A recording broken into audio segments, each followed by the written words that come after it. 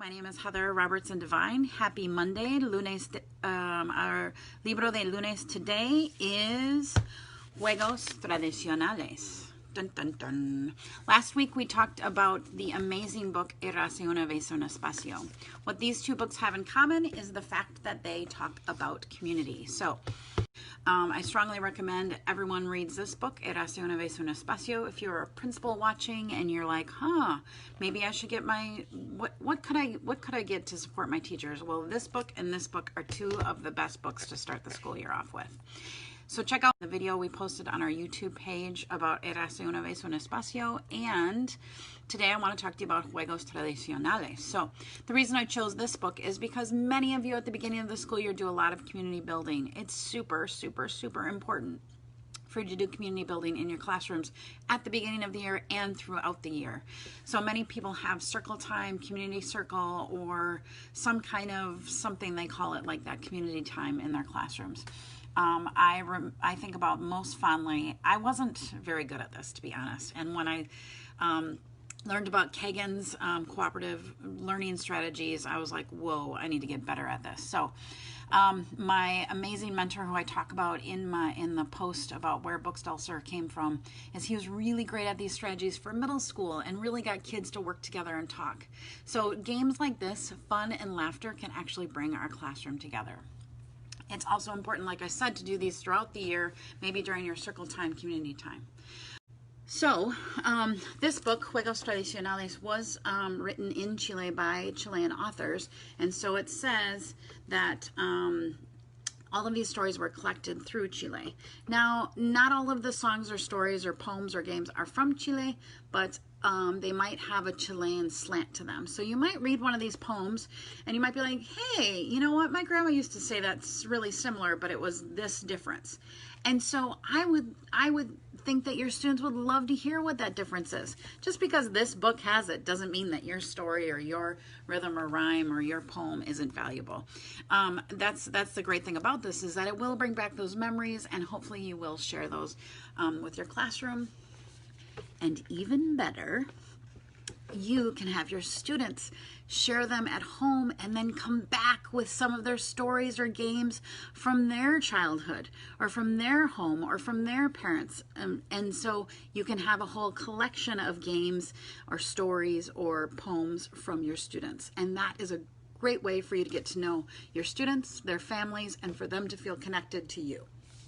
So, that is what the introduction talks about, and then it also talks about the characteristics of the different Juegos Tradicionales. So if you are going to assign them this as an assignment to go home and bring back a traditional game or story or poem or song from their home, then you might want to say, like, the first thing is these are games. So most of these in here are games.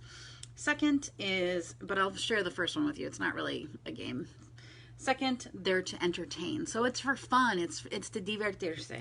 Third, it's tradition. So it's something that you have that has existed in your family and your culture for a while. Fourth, they're familiar. So they're things that you're known. And that's also why it brings sometimes tears to people's eyes, because they're like, oh, I haven't heard that in so long. It evokes emotion and memory. Fifth, they are folklore. So sometimes they may sound a little weird because they're old. Like I think about Ring Around the Rosie, Pocket Full of Posies, Ashes, Ashes, We All Fall Down. Goodness, that's one of mine, and that's just, what does that mean? So six, so usually they don't require much equipment. If it does, it's something really simple you can find around the house. Seventh, some are competitive and some are cooperative, and so sometimes there is a winner and sometimes there is a loser, and so it's a great opportunity for you to talk about that in your classroom. And eighth, they are generally organized for children, so it's generally something it needs to be appropriate for children. And then the last thing is there are rules, but they're generally rules like have fun. And then I wanted to show you the índice. So it's organized by the first games, and that's what I'll show you, not necessarily a game. Juegos y canciones, so songs with rhymes and rhythms. These are really, really excellent for our younger ages, right? And then Juegos con cuerda or de manos. So some have like hand gestures. Juegos para echar a suerte. Juegos sin rimas. So some of them don't have any rhyme or rhythm, or they're just kind of goofy.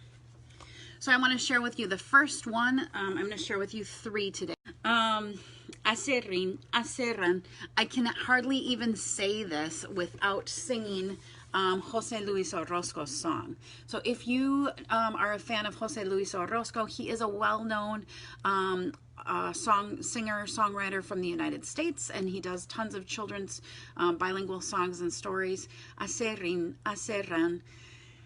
Is one of his on his traditional album, Get It. Thomas loves it. My 3-year-old loves it. So what I want to show you about this is that at the end of the poem, it just says, tickle the child. And so this is not necessarily a game. It's just really fun. This is a great one for starting with our little ones to hear the rhythm, the rhyme, the cadence, and just for them to really get a feel and love of the language. This one is... Pimpirigallo. Okay, so this one is just a simple, if you have 2 people, they put their hand, they say this little rhythm or rhyme, and they put their hands on top of each other, and once you get to the last word, that's great, my phone's ringing, sorry about that, and I'm sure it's a really important phone call. So once they get to the top of that, then they can see, then whoever gets the top is the person who's it or chosen. Now I think about this as when we're doing cooperative group work and you want like someone to be the one who reports out or something like that, then that's a great way for them to choose. You can have them say this simple poem, and then that is the person. So if you do Kagan's cooperative group work, this is a great example of something to do instead of that, or to make it more culturally interesting, or to simply make it a rhyme or a rhythm, right? So I wanted to show you that one, and then I wanted to show you one more. Oh, yeah. Okay, so the next one on the page. Arroz con leche.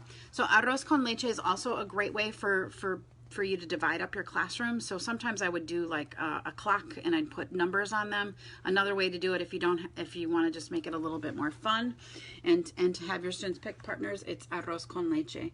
So students stand around and sing a song. Arroz con leche, me quiero casar con una señorita de Portugal.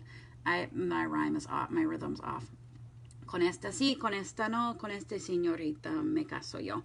So you could change the words, because especially I can only imagine my 3rd or 4th graders just being like, ew, I don't want to marry him. So you could change the words. You guys could even talk about like, how can we change the words and make this more fun? And then that becomes your classroom way of picking partners.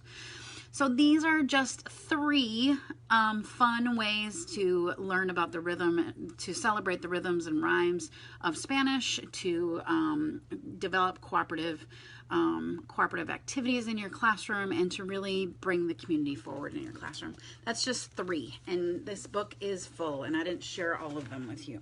We've got these in hardcover in our online store. They're amazing books. Have a great week, you guys. Thanks for joining me, and I will see you next week. I hope that you open a book and open yourself to a new world.